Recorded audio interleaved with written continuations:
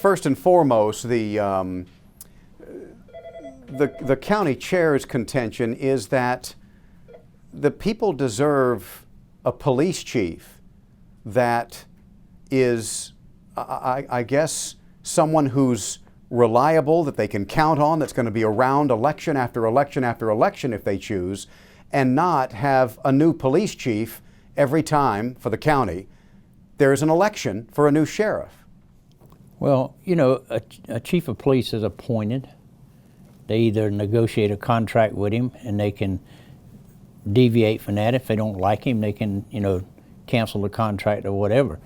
The sheriff is always going to be here, where it's going to be me or somebody else that takes my place.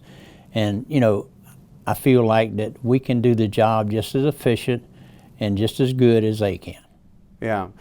So when the chair says something like, you know, there's no consistency when you allow a sheriff to be the police chief, how does that ring for you? Well, you know, and we're going to have our difference of opinions, and I applaud the chairman's opinion, but, you know, an elected official answers to the public. I work for the people. My job is to serve and protect the people of the public. I'm not going to be answering to one or two people. I answer to the taxpayers of this community. And they want somebody that's going to answer to the county manager and the county chairman, and they tell them what to do. And it's not going to happen with me. It's an awfully high price, it seems, to pay just to have a police chief that answers to the county manager and the county chair, is it not? Well, in my respect it is, but, you know, I don't make those decisions. They make them up there.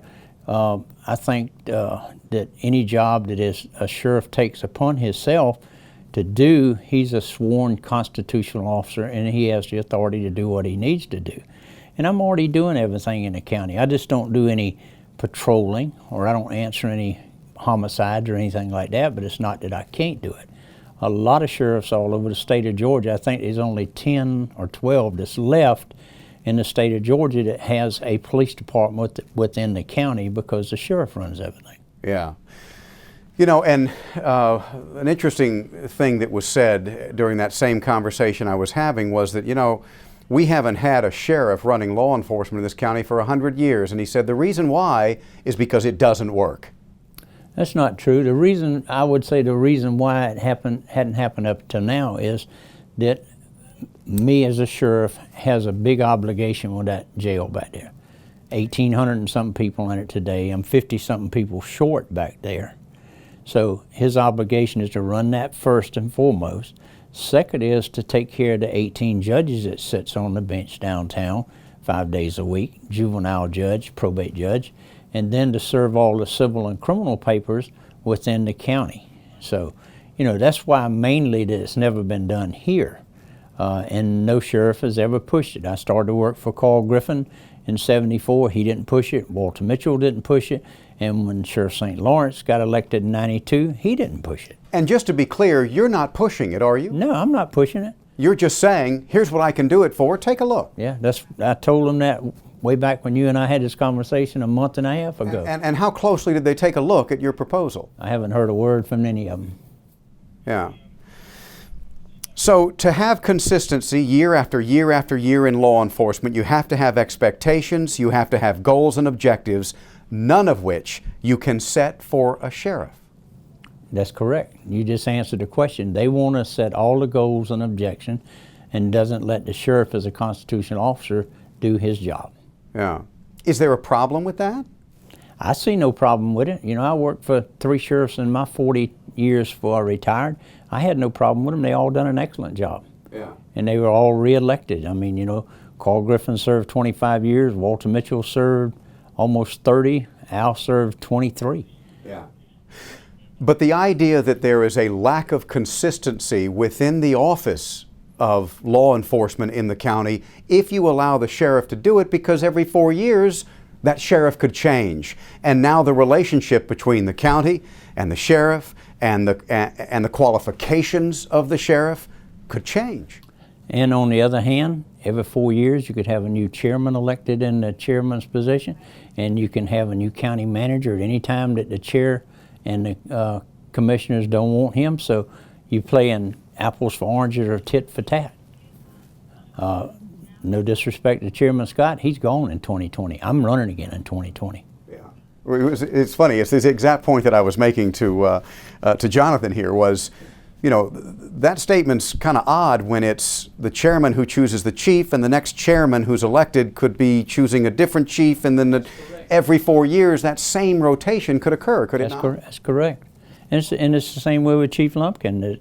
If the city doesn't think he's doing a good enough job or whatever, they can go in and remove him or relinquish his contract or buy him out or whatever, you know. So, you know, the biggest point of the whole thing is I'm elected and I'm a constitutional officer.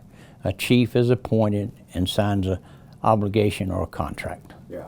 Let's talk numbers for just a moment, because that's kind of where you and I have been in the past on this.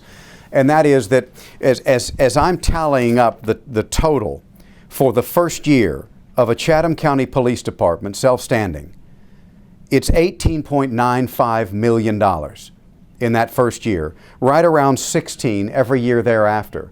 What can you do it for year after year? Well, I can't tell you year after year, but I can tell you what my initial thing is. I can do it for probably $11 million. How do you come to that number? $7 million is my salaries, which I've gave you a copy of it since you filed an Open Records Act for it. The difference between 7 and 11 is the unknown. What am I getting from the county? How many cars am I getting? How many guns am I getting? How many radios am I getting? How many bulletproof vests am I getting? You know, what is the unknown? I don't know until we get there. But much of that, the cars in particular, have already been purchased. The county already owns those. So that's a wash. Yep. Vests, radios, guns, that kind of thing. That's the unknown. That's the unknown. I mean, you don't know what you're going to get from them when you take it over, and that's why I said from 7 to 11 is unknown. Yeah. But your staff is confident 11 is a pretty good number. It's not super conservative. It's not way out there. And before, back in 2012, I think it was, we did a study with them back then before I left here in 14, and because they was wanting to demerge in, and I think it was around about 13 million then that we gave them. The figure was back in 2012. Mm-hmm. So I mean, you know, I don't know what they're coming up with another $6 or $7 million for. I don't have a clue, unless this is a 911 system, or they're going to do away with that, or what they're going to do. And you know, that's another thing unknown. See, I don't have a 911 system, so if I get the stuff I need from them, then I can use some of the money to make my system a 911 system. So you know, that's where we're at, the unknown.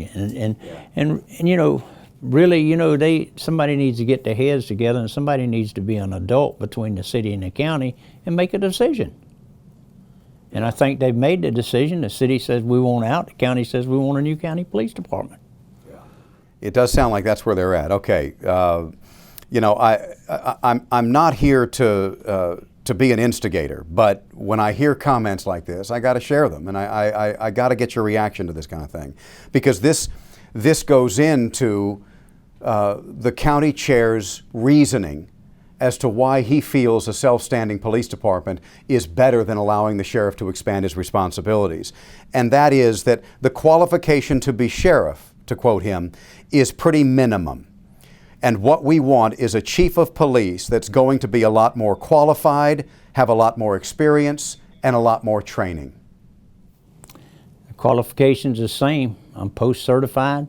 I went to sheriff school just like they go to chief school. I think they go to chief school for 2 weeks. I went to sheriff school for 4 weeks.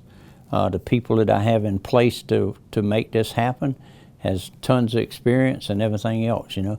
If you want somebody with a master's degree, that don't mean they're the smartest person around.